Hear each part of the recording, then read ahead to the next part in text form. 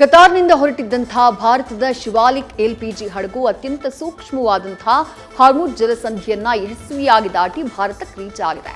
ಅಬ್ಬಾ, ಕೊನೆಗೂ LPG ಬಿಕ್ಕಟ್ಟಿಗೆ big relief ಸಿಕ್ತು ಅಂತ ನಿಟ್ಟುಸಿರು ಬಿಟ್ಟರು.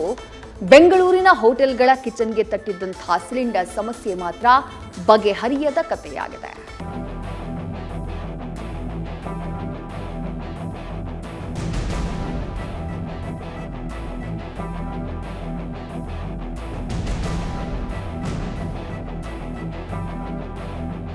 ನಿನ್ನೆ ಮುಂದ್ರಾ ಬಂದರ್ಗೆ ಶಿವಾಲಿಕ್ ಎಂಟ್ರಿ, ಇವತ್ತು ನಂದಾದೇವಿಯ ಆಗಮನ.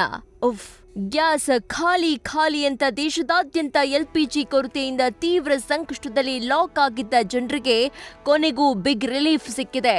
ಆದರೆ ಬೆಂಗಳೂರಿನಲ್ಲಿ ಸಿಲಿಂಡರ್ ಸಮಸ್ಯೆ ಮಾತ್ರ ಇನ್ನೂ ಬಗೆಹರಿಯದ ಕಥೆಯಾಗಿ ಉಳಿದಿದೆ.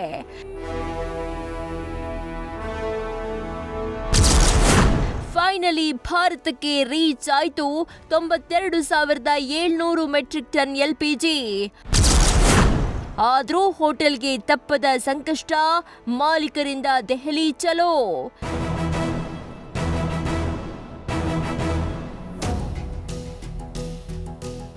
ಈಗಾಗಲೇ 2 ಹಡಗುಗಳಿಂದ ಭಾರತಕ್ಕೆ 92,700 ಮೆಟ್ರಿಕ್ ಟನ್ ಎಲ್ಪಿಜಿ ಗ್ಯಾಸ್ ಬಂದು ಸೇರಿದೆ.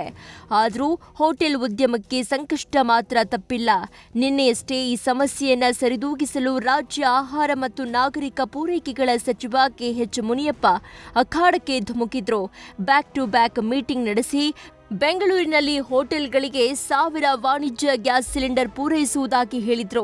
ಆದ್ರೆ ಈ ಬೆನ್ನಲ್ಲೇ ಇದೀಗ ಹೋಟೆಲ್ ಮಾಲೀಕರು ತಕರಾರು ಎತ್ತಿದ್ದಾರೆ. ನೀವು ಕೊಡ್ತಾ ಇರೋ 1000 ಸಿಲಿಂಡರ್ ಯಾವುದಕ್ಕೂ ಸಾಕಾಗಲ್ಲ ಅಂತ ದೆಹಲಿ ನಾಯಕರ ಮೊರೆ ಹೋಗಲು ನಿರ್ಧರಿಸಿದ್ದಾರೆ.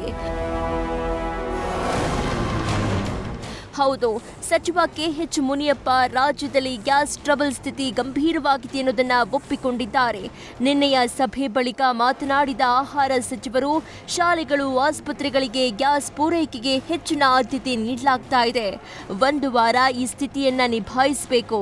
ಮುಂದಿನ ವಾರ ಸಮಸ್ಯೆ ಕಡಿಮೆಯಾಗುತ್ತೆ ಅಂತ ಸಚಿವರು ಮಾಹಿತಿ ನೀಡಿದ್ರು. ಆದರೆ ಹೋಟೆಲ್ ಉದ್ಯಮಕ್ಕೆ 1000 ಸಿಲಿಂಡರ್ ಕೊಡೋದಾಗಿ ತಿಳಿಸಿದ ಸರ್ಕಾರದ ನಿರ್ಧಾರಕ್ಕೆ ಹೋಟೆಲ್ ಅಸೋಸಿಯೇಷನ್ ಅಸಮಾಧಾನ ಹೊರಹಾಕಿದೆ. ರಾಜ್ಯದಾದ್ಯಂತ 1.24 ಲಕ್ಷ ಹೋಟೆಲ್ಗಳಿವೆ.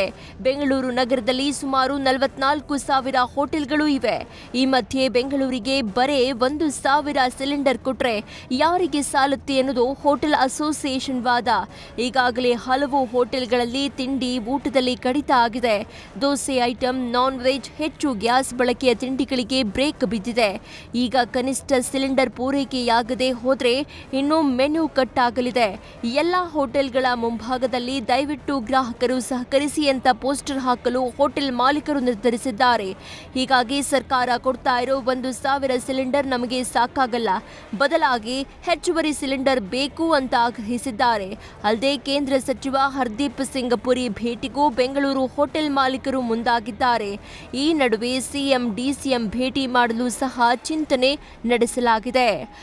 9,000ದಲ್ಲಿ ಎಸೆನ್ಷಿಯಲ್ ಸರ್ವಿಸ್ ಅಡಿಯಲ್ಲಿ ಬರುವಂಥ ನಮ್ಮ ಹೋಟೆಲ್ ಉದ್ಯಮಕ್ಕೆ ಕೇವಲ 1,000 ಗ್ಯಾಸ್ ಸಿಲಿಂಡರ್, ಇಡೀ ಕರ್ನಾಟಕಕ್ಕೆ 1,000 ಗ್ಯಾಸ್ ಸಿಲಿಂಡರ್ ಕೊಡಲಾಗುವುದು ಎನ್ನುವಂಥ ಪ್ರಕಟಣೆ ಹಾಗೂ ನೋಟಿಫಿಕೇಷನನ್ನು ಕಳಿಸಿರ್ತಾರೆ.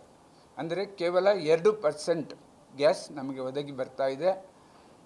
ಇದು ಖಂಡಿತ ಯಾವುದೇ ತಿಂಡಿ ಮಾಡಲಿಕ್ಕೆ, ಯಾವುದೇ ಊಟೋಪಚಾರ ಮಾಡಲಿಕ್ಕೆ ನಮ್ಮಿಂದ ಸಾಧ್ಯವಾಗುವುದಿಲ್ಲ.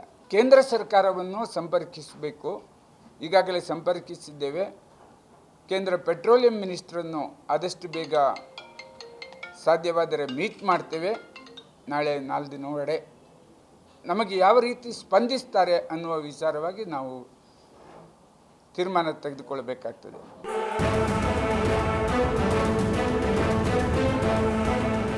ಒಟ್ಟಾರೆ ಗ್ಯಾಸ್ ಸಮಸ್ಯೆಗೆ ಕೊಂಚ ರಿಲೀಫ್ ಸಿಕ್ತು. ಗುಜರಾತ್ನ ಮುಂದ್ರಾ ಬಂದರಿಗೆ ಎಲ್ಪಿಜಿ ಹಡಗು ಸೇಫ್ ಆಗಿ ರೀಚ್ ಆಯಿತು ಅಂತ ನಿಟ್ಟುಸಿರು ಬಿಡೋ ಹೊತ್ತಲ್ಲಿ ಬೆಂಗಳೂರು ಹೋಟೆಲ್ ಅಸೋಸಿಯೇಷನ್ ಅಸಮಾಧಾನ ಹೊರಹಾಕಿದೆ. ದೆಹಲಿ ನಾಯಕರ ಮೊರೆ ಹೋಗಲು ನಿರ್ಧರಿಸಿದೆ. Bharat Krishnappa, news first, Bengaluru. News first ನಿರ್ಭೀತಿಯಿಂದ ನಿಮ್ಮ ಪರವಾಗಿ.